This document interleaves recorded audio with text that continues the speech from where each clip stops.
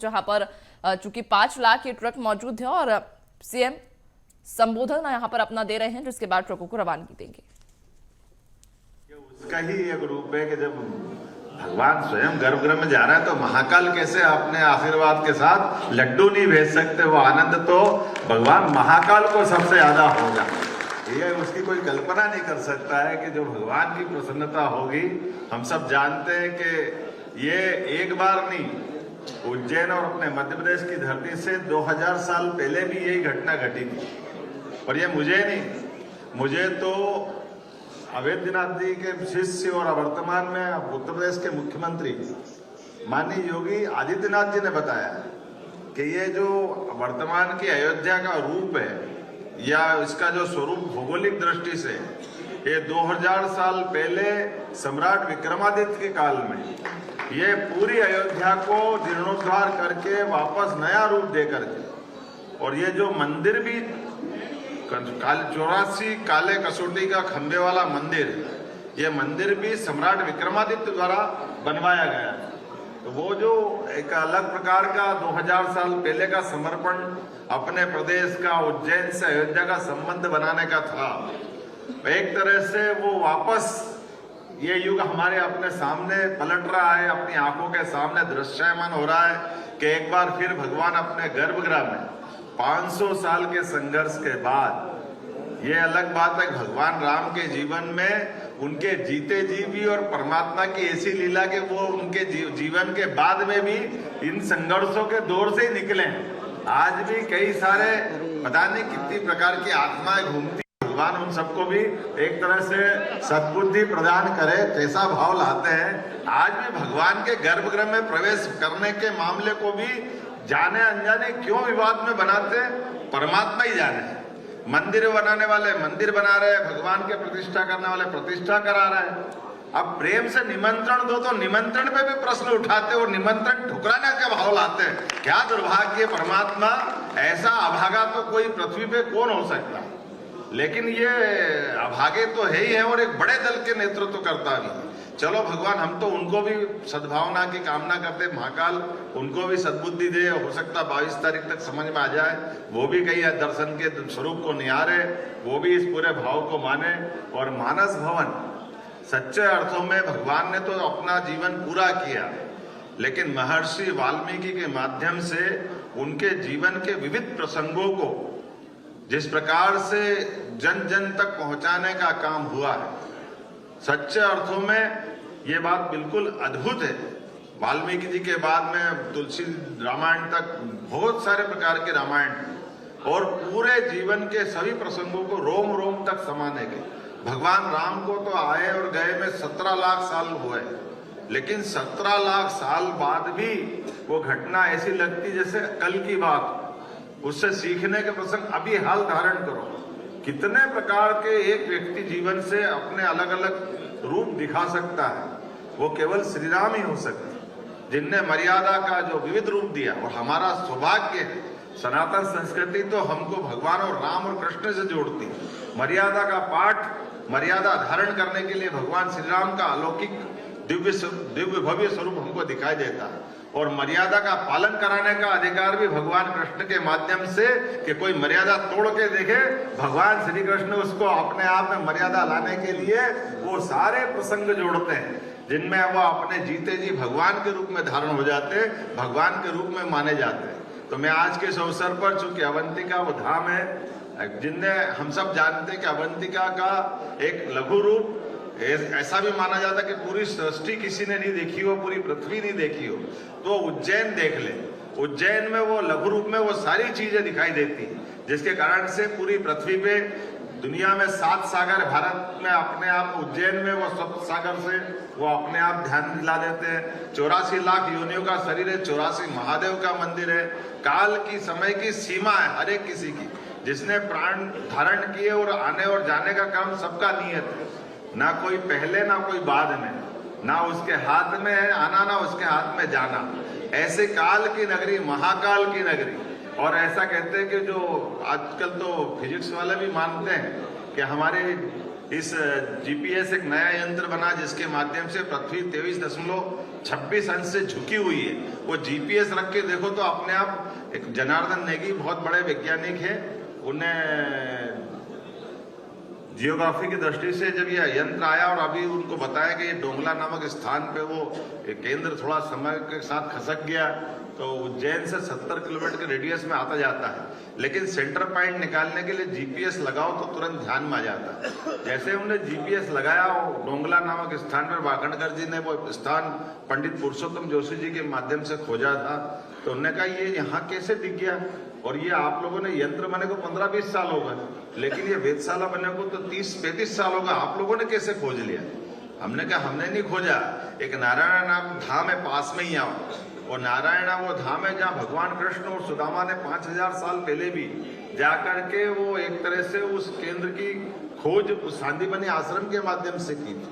तो ये जो हमारा प्राचीन ज्ञान है, उस ज्ञान के आधुनिक यंत्रों से आज पुष्टि कर रहे हैं। ये उसी प्रकार से जैसे 5100 साल पहले भेंट द्वारका का डूबी हुई रूप वहां दिखाई देता है।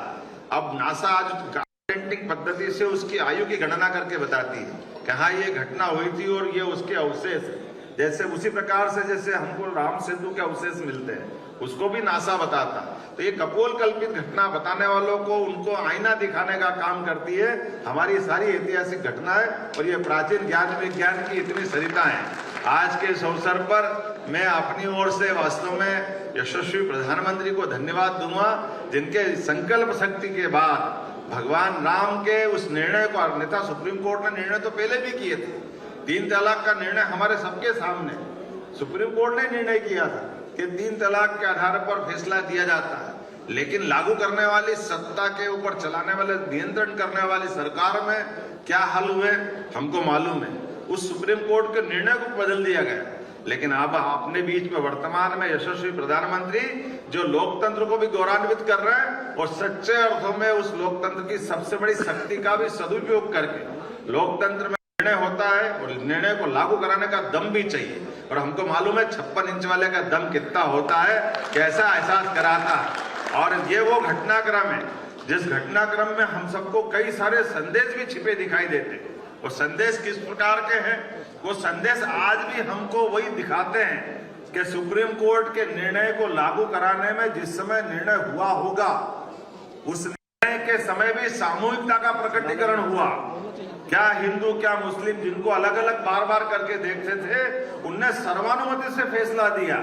ये उस निर्णय से भी परिलक्षित हुआ, और बाद में भी पूरे देश ने परिलक्षण के आधार पर यह एहसास कराया कि राम मंदिर के मामले में क्या हिंदू मुसलमान अलग अलग नहीं है। सबने कहा कि बहुसंख्यक होंगे, लेकिन राम तो हमारे भी पूर्वज है, और पूरे देश में सर्वानुमति से वो आनंद का क्षण आया जिसमें जब भगवान राम के मंदिर का भूमि पूजन हुआ, पूरे देश में दुनिया के सबसे ज्यादा मुस्लिम समुदाय के लोग अपने यहाँ थे, लेकिन कोई बाल बराबर भी कोई घटना नहीं हुई। ऐसे ये जो सांप्रदायिक सौहार्द का अद्भुत वातावरण बना था, ये सारे हमारे क्लेश था, विभिन्नता के भेद खत्म हुए थे। परमात्मा की दया से वही समय वापस जब गर्भगृह का आया तो ये होना चाहिए था, लेकिन अभी भी ऐसे अवशेष बाकी है जो इस विभक्तिकरण में वोट के आधार पर अपनी राह ढूंढ रहे हैं। परमात्मा उनको भी समझ देगा, इसलिए हम ये लड्डू बांट रहे कि इनके सारे लड्डू बढ़ते बढ़ते वो मिठास कायम रहे, वो आनंद कायम रहे, वो आत्मीयता कायम रहे जो परमात्मा ने 17 लाख साल पहले लीला करी थी। मैं आज के इस अवसर पर वो मिठास को आपके सबके माध्यम से अयोध्या तक पहुंचाना चाहता हूँ, मध्य प्रदेश सरकार पहुंचाना चाहती है। वो अथक प्रयास के आधार पर जो फल मिलता है भगवान राम के इस गर्भगृह के माध्यम से, जो दिल्ली की सरकार ने माननीय मोदी जी के माध्यम से दुनिया में एक अलग उदाहरण पेश किया, वो मिठास में हम लड्डू बांट रहे हैं, इसमें हम सहभागी बने। मेरी अपनी ओर से, भोपाल की ओर से, सरकार की ओर से एक अच्छे कार्यक्रम की माननीय रघु जी भाई साहब को बधाई, क्योंकि मानस से अच्छा कौन सा स्थान हो सकता है। आज हम सब उस परमात्मा की उस नए दौर के नए व्यवस्था में प्रवेश कर रहे हैं। हमारी पीढ़ी अपने आप को धन्य मानेगी, जिनने इतने लंबे संघर्ष के बाद भी वो अद्वितीय क्षण के लिए हम अपनी आंखों से निहारेंगे। मैं उम्मीद करता हूं इस अवसर पर एक पुस्तक का विमोचन भी हुआ है, अयोध्या।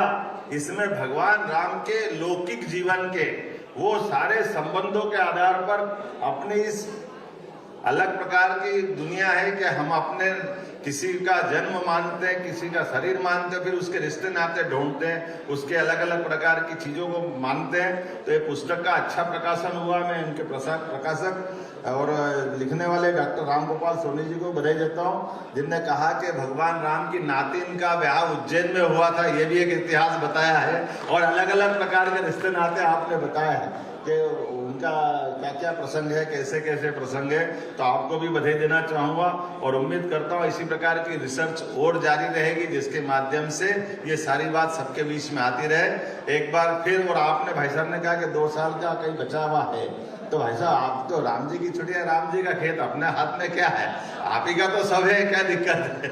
तो निश्चित रूप से वो अनुदान वापस पहुंचेगा और ये अपना मानस का आज का ये दिन वाकई एक अपने आप में इतिहास में एक अलग दृष्टि से जाना जाएगा। मेरी अपनी ओर से एक बार आप सबको बहुत बहुत बधाई और उम्मीद कर रहा हूं कि जब अपने मध्य प्रदेश का क्रम आएगा, हमको मालूम है माननीय प्रधानमंत्री जी ने कहा है एक साथ सबको नहीं आना, अलग अलग आना, ऐसे उनकी तारीख के हिसाब से। तो हम कोशिश कर रहे हैं, आज तो लड्डू भेज रहे हैं, लेकिन जब हमारा नंबर आएगा तो हमारे पास सम्राट विक्रमादित्य को जीवन करता जानता राजा जैसा एक बड़ा महानाट्य बना है। तो वो महानाट्य का मंचन करके विक्रमादित्य को जीवंत करते हुए अपन वहां जाएंगे। ऐसे कल्पना करते हुए मैं अपनी बात को समाप्त करता हूँ। जय जय श्री राम।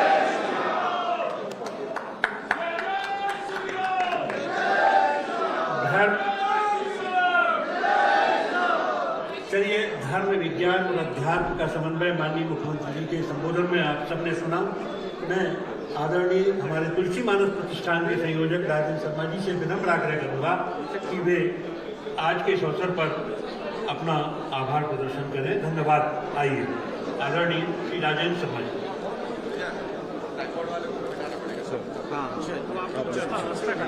चलो भैया, चलो रास्ता खाली।